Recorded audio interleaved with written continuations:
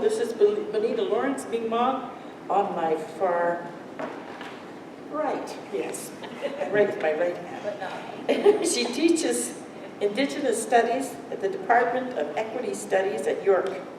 That's this university. She's the author of Fractured Homeland, Federal Recognition and Algonquin Identity in Ontario. A good read. Real Indians and Others, Mixed Race, Urban Native People and Indigenous Nationhood. This one's a little more peckish than the other one, but nonetheless a good read. Some of the Aboriginals find it peckish. I don't know, I mean, I really want you to Bonita keep Lawrence. it down. I'll Share space and time.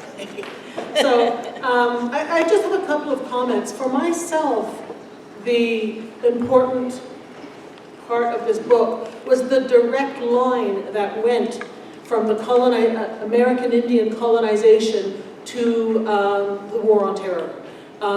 That understanding how the genesis of the United States led directly to the US foreign domination is something that is really important, because I do find when people think of current, American imperialism since the post-war era, it's always from the point of view of somehow this must be stopped and it oppresses people all over the world. It never is linked to the colonization of Indigenous peoples, American Indians.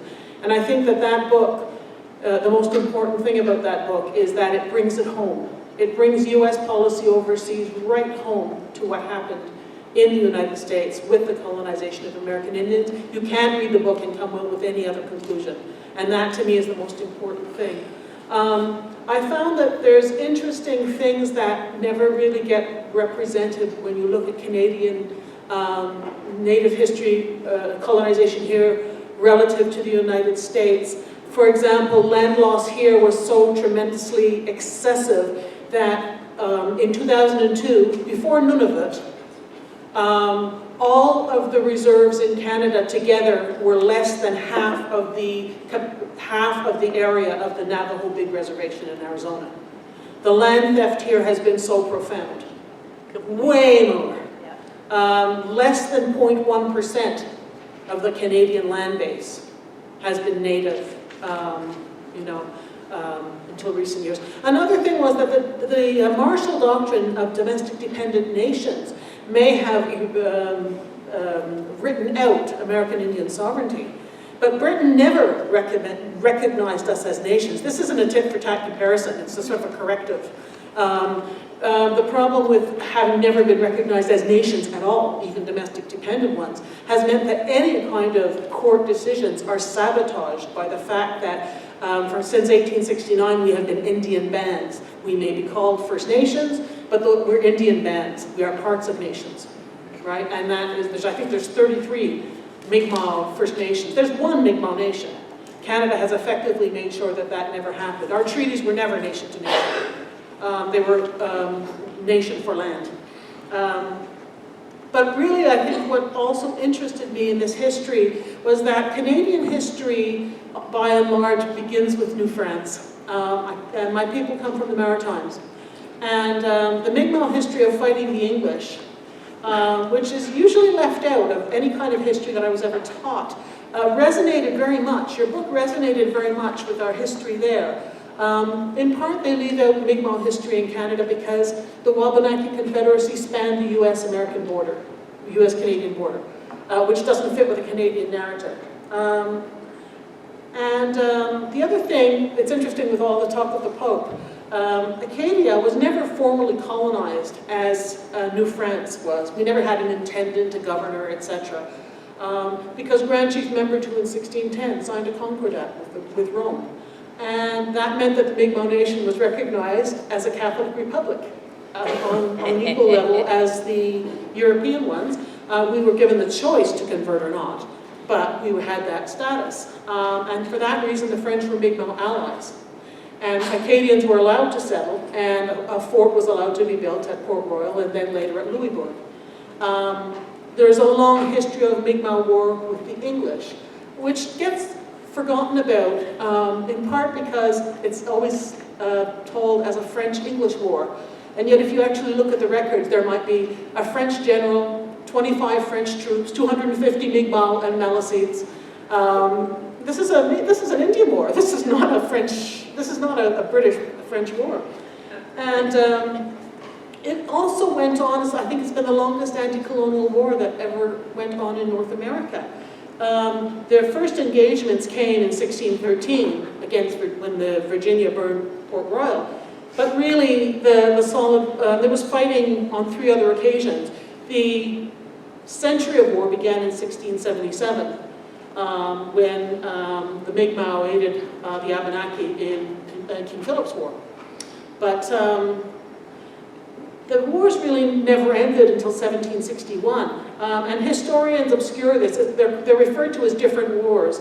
The first Abenaki War with King Philip's War, then Queen Anne's War, then Father Rail's War, and then King George's War. In reality, 4 to 7 years spanned these wars, the battles of these wars. And there were border skirmishes all the way through. So the Mi'kmaq Nation was at war with the British from 1677 till 1761. There was a treaty in 1725, but not all the Mi'kmaq signed it. And there was a 19-year gap there where no real noticeable battles took place. But really, we're talking about over a century of war.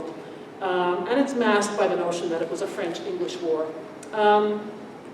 I was also interested in the book because it really made such a focus on settler war and the Rangers.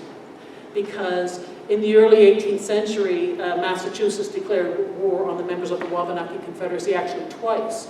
And both times issued scalping proclamations.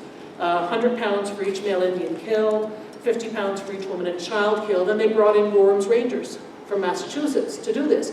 And Gorham's Rangers, I've read recently, are considered to be Mohawk, which is part of a discourse of Indian savagery. I have never known an indigenous nation to collect anything for money, like scalps, you know. So Gorham's Rangers were New Englanders. They were not Mohawks. They were brought in to kill Mi'kmaq people. And the scalping proclamations continued in 1744, and then that was Governor Shirley in Massachusetts, and then Cornwallis set another bounty, and then again, so finally in 1752, the third scalping proclamation was repealed. However, offenders were not prosecuted when they continued to bring in scalps. And when the Acadians were going to be exiled and the Mi'kmaq rose up to protect their allies, they were again issued with a scalping proclamation and bounties were collected again. This wiped out untold numbers of Mi'kmaq people.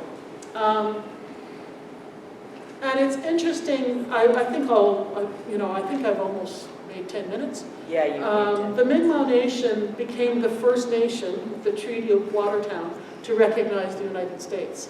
Okay. They did so as a means of finding potential allies against the British. And very few actually fought in the end because I think by then they'd lost faith in any of the European powers. But yeah, the Mi'kmaq were the first people to recognize the United States. Okay. Big wretch, We're now going to have